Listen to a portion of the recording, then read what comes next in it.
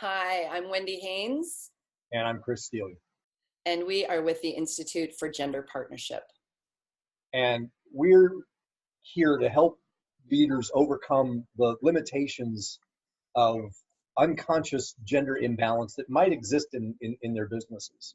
And our objective is to optimize results by understanding the unique capabilities that each gender brings to your business. And our focus is to empower you as business leaders to be part of the solution, giving you tools to address specific issues. And today we're kicking off a 5-part series where we're going to be focusing on how to balance masculine and feminine strengths inside the workplace. In this 5-part series, we will take a deep dive into different arenas inside the workplace. And for today, we're going to be focusing on structure.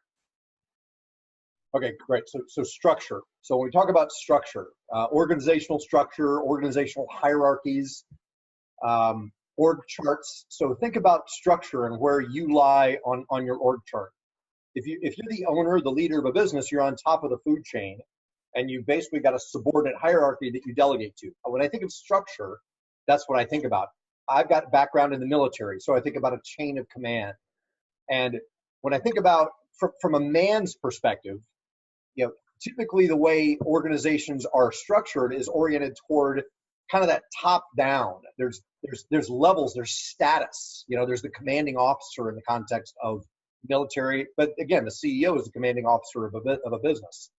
So power and information in that context, from my experience in the military, I always made it a point that for my subordinate leaders, that they were communicating up to me and that I was fully aware. So when we talk about structure and communication, specifically as it relates to how men and women work together, that military structure is something that I'm familiar with. And that's kind of the man's approach, is having that hierarchy and that power and that information that flows from top to bottom.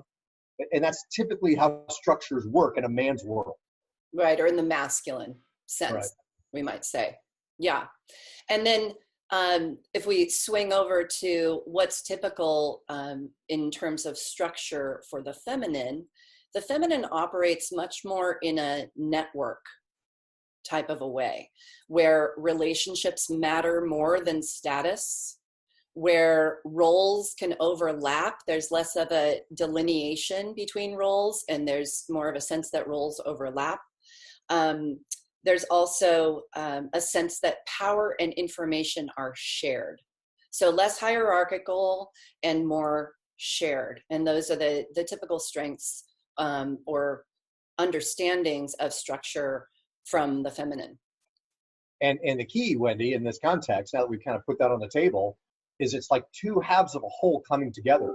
And it's not one definite way. It's a combination. It's a collaboration of both of those ways, respecting the hierarchy, and then having those relationships and being able to relate more effectively and leveraging the male thought processes as well as the female thought processes in concert, in tandem, to optimize effectiveness. Yeah, and it's been shown that having a balance of representation, men and women, masculine and feminine, in leadership ultimately positively impacts the bottom line, because when you've got that balance, what naturally happens is that more of the strengths of the masculine come forward, more of the strengths of the feminine come forward, and there's just fewer of the downsides, because of course there are positives and negatives. There's upsides and downsides to the masculine and feminine, but they have found through studies that in business, when there is that balance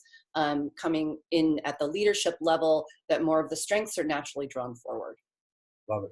And we get to be aware of those strengths in our corporate hierarchies. So this is good. I'm glad we're talking about this. Is the first in the series, as you said, series of 5, Wendy. Next time, we're going to be talking about work focus and how people can more effectively make decisions in the context of optimizing work focus and workflow. Yeah. And the last thing I want to highlight here in terms of how this can empower you and help you to impact your organization in a positive way is knowledge is power. right? If we can see and understand, oh, these are the masculine strengths around structure and these are the feminine strengths around structure, with that awareness, we can come into projects, teams, and get a sense of, is there a balance happening here?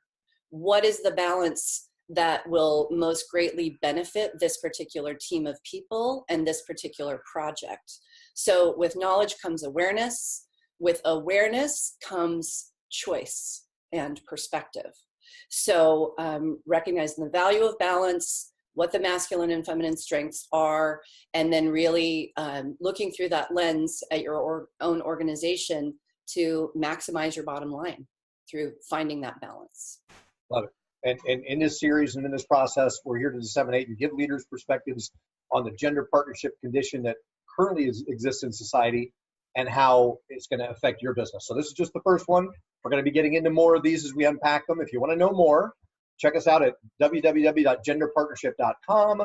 And if you want to communicate specifically to me and to Wendy, chris@genderpartnership.com is the email address. Looking forward to engaging with you, and we'll pick it up again next time. Great. So thanks for your time. Thanks for your care and commitment. We're passionate about empowering organizations to come into greater partnership around gender. And we look forward to seeing you next time when we focus on work focus.